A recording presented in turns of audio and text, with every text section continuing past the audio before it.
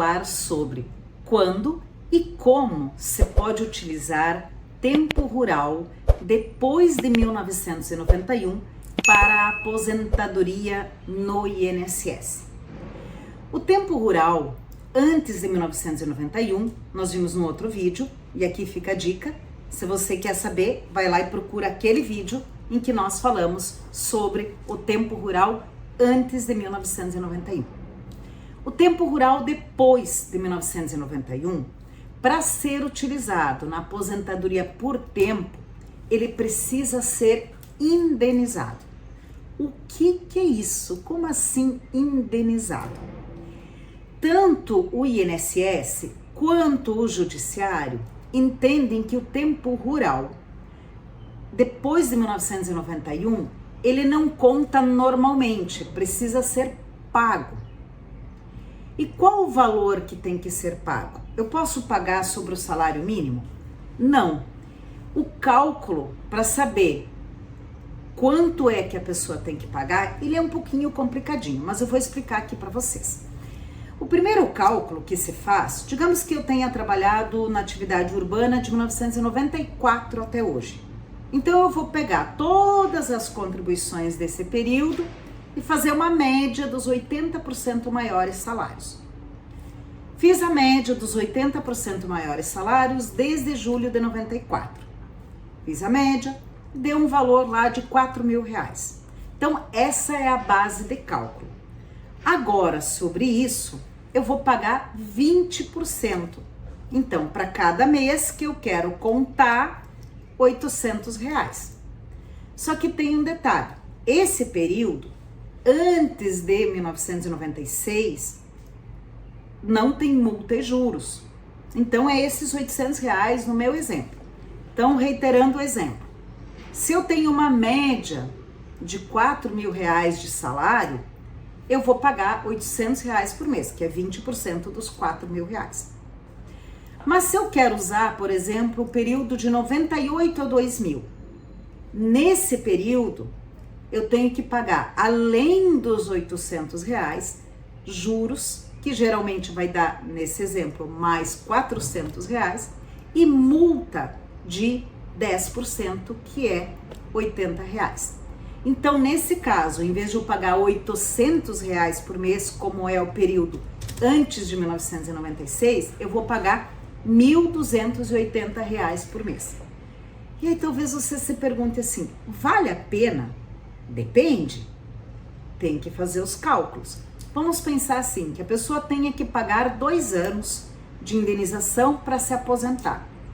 Nesse caso, se ela vai se aposentar na regra de transição do pedágio, por exemplo, pode ser que a pessoa tenha lá uma mulher 50 anos de idade. Ou ela se aposenta agora com essa regra, ou 62. Bom, então são 12 anos para frente que ela vai receber. Provavelmente vai ser vantagem ela pagar esses 2 anos para se aposentar mais cedo. Agora, se a pessoa está perto de uma aposentadoria, de uma regra melhor, talvez não valha a pena.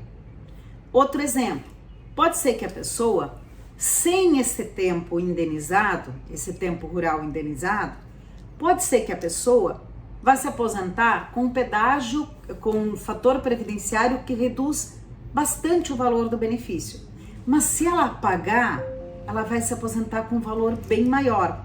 Então também tem que fazer o cálculo. Quando a gente fala de pagar um período rural, de indenizar um período rural, é essencial fazer os cálculos primeiro, para saber se realmente é vantagem pagar. Mas não é só isso, tem uma outra questão fundamental. O INSS complica bastante com essa indenização, diz que não pode contar lá para período antes da reforma. Então, nesse caso, é essencial que você encaminhe o processo já bem direitinho no INSS, porque se precisar discutir na justiça depois, a justiça exige que você tenha pedido direitinho lá no INSS. Exatamente o período que você quer contar, tenha demonstrado lá a atividade, para não chegar para o juiz e trazer uma coisa que não foi levada para o INSS. Então, tem que ter este cuidado de encaminhar direitinho esse pedido. Bom, mas eu preciso também pagar o tempo rural para me aposentar por idade? Não.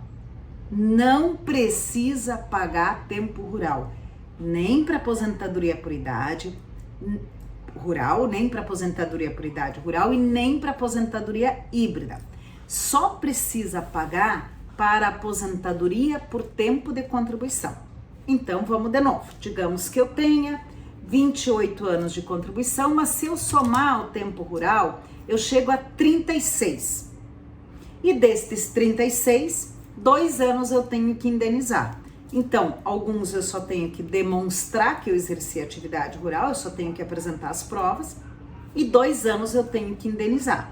Então, na aposentadoria por tempo de contribuição, aí sim é interessante e é necessário indenizar, se for o caso, dependendo do cálculo de cada um, indenizar período rural. Quero falar de um outro detalhe que é interessante, que é o seguinte: a pessoa que fez um concurso público e que está vinculada a regime próprio, que se chama geralmente estatutário. Vamos pegar um exemplo, um município pequeno, que tem lá os servidores públicos, professores ou demais funcionários públicos. Essa pessoa quer usar 5 anos de tempo rural para regime próprio, para o estatutário. Neste caso, tem que indenizar tanto se o período for anterior a 1991 como posterior a 1991. Tem que pagar. O cálculo, ele é quase o mesmo que eu expliquei antes. Ele tem uma pequena diferença. A base de cálculo não é a média, e sim a última remuneração desse servidor público sobre a qual ele pagou a contribuição previdenciária lá do município. Então, a base de cálculo, se ele ganha, por exemplo, 3 mil hoje, embora no ano passado ele ganhasse 2.500, no outro ano 2 mil, ele teve algum reajuste, alguma situação assim. Tá bom, gente, eu sei que ninguém tem reajuste desse tamanho, tá? Só tô dando um exemplo. Então, ele ganha hoje 3 mil, mas na média seria 2.800? Não, vai ser sobre os 3 mil a indenização. Mas se ele ganha 10 mil, não é sobre os 10. Por quê? Porque tem o teto do INSS e nesse caso do servidor público, ter que indenizar vai ser no máximo no teto do INSS, que é 7.700 e pouco. Então, ele tem essa limitação. Então, servidor público, para utilizar tempo rural, precisa indenizar. Também é o caso de verificar se é vantagem. Até porque esse processo de indenização, de certidão de tempo de contribuição para levar do INSS para o regime próprio, é um pouco complicado, é um pouco demorado, é um pouco complexo. Então, tem que sempre fazer o cálculo para ver se é vantagem. Gente, quero convidar aqui para vocês se inscreverem no canal, ativarem o sininho e estarem sempre aqui conosco para a gente trazer sempre novidades sobre os benefícios previdenciários aqui no Momento Previdenciário.